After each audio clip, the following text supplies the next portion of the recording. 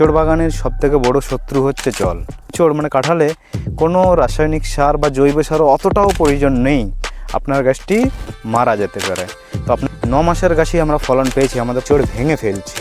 ইঁচড় চাষে লাখ টাকা যে কথাটা বলে এটা ভুল নয়, এটা বাস্তব। পার গাছ আপনি 5 থেকে 10 হাজার করে পাবেন গড়। হ্যালো বন্ধুরা, আমি আসলাম আপনাদেরকে বীজকথা চ্যানেলের নতুন একটি ভিডিও নিয়ে আপনাদেরকে স্বাগতম। আজকের ভিডিও হবে মূলত ইঁচড় বাগানের পরিচর্যা।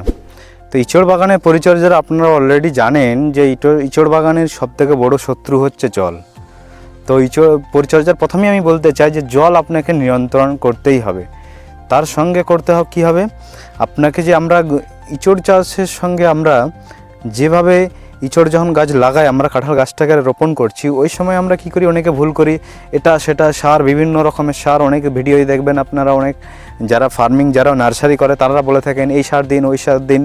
সত্যি কথা বলতে ইঁচড়ে, বিশেষ করে ইঁচড় মানে কাঁঠালে কোনো রাসায়নিক সার বা জৈব সারও অতটাও প্রয়োজন নেই।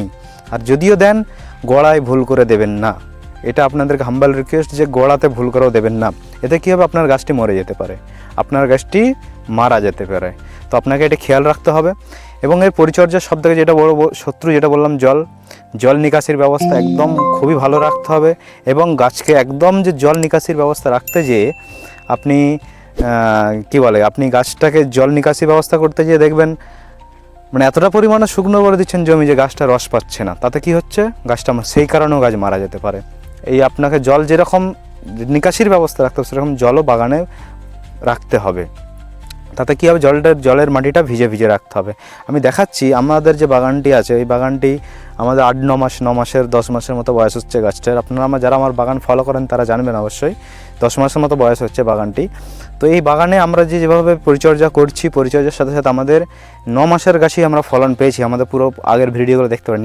আমরা কী করছি, আমরা যেহেতু এবছর ফল নেব না, এখন যদি ফল নিতে যাই, আমরা নেক্সট ইয়ার কিন্তু ফল পাবো না, সেইভাবে পাবো না। ওই জন্য আমরা এখন সেইভাবে ফল নিইনি। আমি দেখাতে চাই, কিছু গাছের আমরা আগেই ভেঙে ফেলেছিলাম ফল, আমাদের যে ফলগুলো আসছে। এখন আপনাদেরকে আমি দেখাবো যে আমাদের যে বাগান আছে, ওই বাগানের কীভাবে আমরা পরিচর্যা করছি বা বাগানের কি অবস্থা, এবং যে বাগানের পরিচর্যাটা করছি কিভাবে করছি। দেখেন, এই এতটুকু গাছে এই গাছটার হাইট কত হবে, আমার সত্যি বলতে বুক সমানও নয় এই গাছটার হাইট। আপনারা ভিডিওটা থেকে বুঝতে পারছেন। এই গাছটাতেই দেখেন কত ফলন এসছে এখন থেকে। এই দেখেন, এইগুলো আছে, এইগুলো আছে, এইগুলো আছে, আমরা আগে ভেঙে ফেলেছি। আমি আজকে ভেঙেছি, আপনাদেরকে দেখাই। এই দেখেন, আমরা ইঁচড় ভেঙে ফেলছি, দেখতে পাচ্ছেন, আমরা ইঁচড় ভেঙে ফেলছি, নিচ্ছি না এখন। এই দেখেন, ভেঙে ফেলছি, দেখেন ভেঙে দিয়েছি। এতে কি হবে, এতটুকু গাছে যদি আমি ফলনটা নিতে যাই, এই গাছটি এখন আপনি ফলটা নেবেন ঠিক আছে, কিন্তু এতে গাছটার ক্ষতি হবে আপনার। গাছটার ক্ষতি বলতে কি, এখন গাছটা এখন কমজোর হয়। প্রত্যেকটা গাছে মিনিমাম আমাদের এই যে ইঁচড়ের দেখা দিয়েছে, আমি আগে ভিডিও দিয়েছিলাম, এর নতুন নতুন ফলা এসছে গাছগুলোয়, অনেক বেশিরভাগ গাছই এসে গেছে। যেরকম এতটুকু গাছে দেখেন, এই গাছটাই তুলে ফেলেছি, দেখেছেন, আমরা সব তুলে ফেলছি, আস্তে আস্তে ভেঙে ফেলছি, রাখছি না। এই দেখেন, এই গাছটাতে কীরকম গাছটা সুন্দরভাবে হয়েছে, এই ফল নতুন পাতা ছাড়ছে জল দেওয়ার জন্য। এবং আমরা গোবর সারটা খুবইভাবে ব্যবহার করি।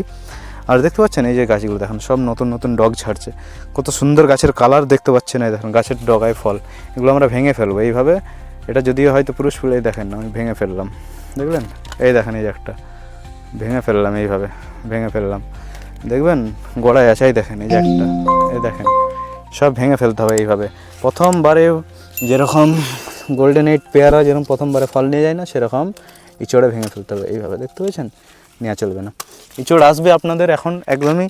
ইঁচড়টা আপনি যদি খুব গাছ বড় হয়ে যায়, তাতে একটা দুটো বাড়িতে খাওয়ার জন্য রাখতেই পারেন, কিন্তু আপনাকে চেষ্টা করতে হবে ইঁচড়টা না রাখার, গাছ ঘুরে ঘুরে ইঁচড়গুলোকে ভেঙে ফেলার।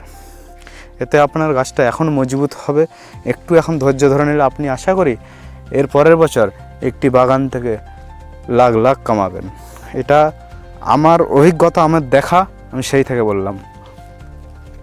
হয়তো এটা হাস্যকর লাগতে পারে যে লাখ লাখ কীভাবে সম্ভব চাষবাস থেকে। লাখ লাখ ইঁচড় চাষে আছে। ইঁচড় চাষে লাখ টাকা যে কথাটা বলে এটা ভুল নয়, এটা বাস্তব। আপনি যখন এই গাছের বয়স 3 বছর হবে, পার গাছ আপনি 5 থেকে 10 হাজার করে পাবেন গড়। 5,000টা ধরা বাঁধা, আপনাকে ধরতেই পারেন।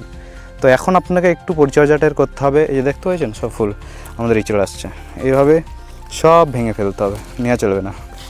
এইভাবে ইঁচড়গুলো সব ভেঙে ফেলতে হবে। এগুলো সব এখন যদি ভাবেন আমি এখন থেকে ইঁচড় নেবো, যায় আসে তাই খরচা তুলবো, খরচা এইভাবে তোলা যায় না। আপনি গাছটাকে ক্ষতি হবে। খরচা তুলতে গেলে প্ল্যানিং করে সাথী ফসল করেন, যেরকম আমাদের বাগানটা দেখছেন সাথী ফসল অনেক কিছু আমরা গোল্ডেন 8 পেয়ারা করছি সাথী ফসল হিসাবে, আরও অন্যান্য কিছু সবজি করেছিলাম। আপনারা যারা আমাদের সাবস্ক্রাইবার তারা জানেন। এই দেখেন এইভাবে সব ভেঙে ফেলবেন। এইভাবে ভেঙে ফেললে কী হবে, ইঁচড় গাছটি মজবুত হবে। এবং কারণ এখন যতটা প্রোটিন রেখে গাছটাকে দেবেন ও গাছটা বড় হতে থাকবে।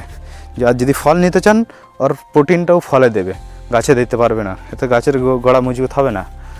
আর এর পরিচর্যা বলতে রাসায়নিক সার খুবই, আমি বলবো রাসায়নিকের দিকে অতটা ধ্যান দেওয়ার কিছু নেই, শুধু একটু এই ইউরিয়া ডিএসপি এসব ব্যবহার করতে পারেন অল্প পরিমাণে।